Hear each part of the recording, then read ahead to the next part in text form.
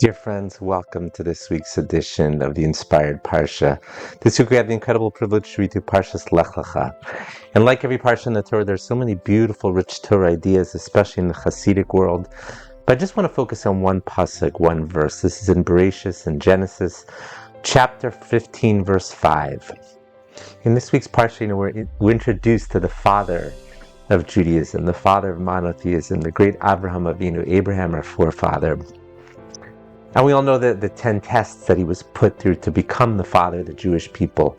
But listen to this verse. This is again in Genesis chapter 15, verse 5, it says, and he, talking about God, brought him outside and said, look now toward the heavens and count the stars, if you are able to count them. And he said to him, so shall your offspring be. This is the famous, beautiful idea. The Jewish people are compared to the stars in the sky, immeasurable, but yet each shining with their own beautiful light. But there's a beautiful, deeper idea here as well. It says God brought him outside. Why did the verse need to say that? Of course he brought him out. Of course he went outside of his tent to see the stars in the sky. Why does the verse have to specify that God brought him outside? So the Kedushas Levi, the great tzaddik of Levi Yitzchak Barditchev, says something beautiful. He says that God wasn't just bringing him physically outside of his tent.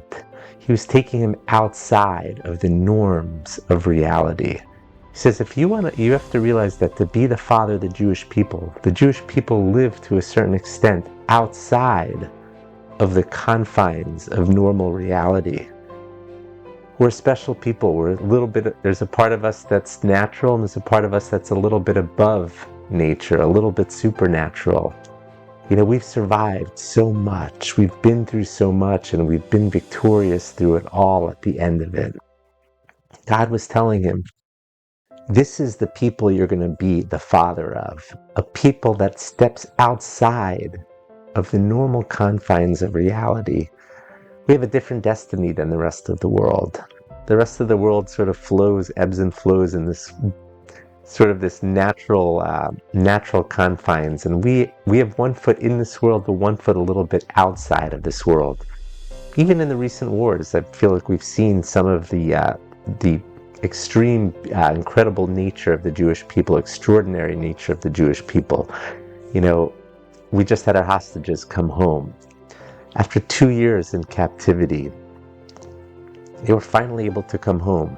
There were miracles in the war with Iran, the famous 12-day war. There were miracles even in the Gaza war. Just so many beautiful, incredible, inspirational episodes that make up who we are.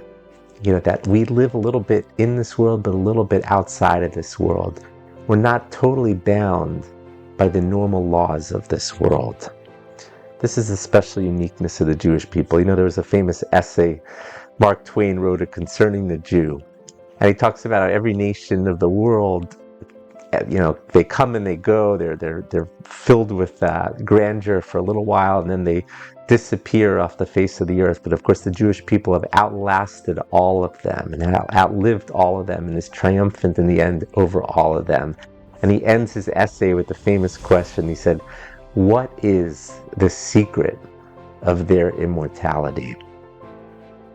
I want to wish everyone a bracha, a blessing, to remember how special it is to be part of the Jewish people, to remember that we are a people that lives in this world, but sometimes live a little bit outside of this world as well. Remember some of these unique qualities that Avraham Avinu, Abraham, instilled into all of his descendants.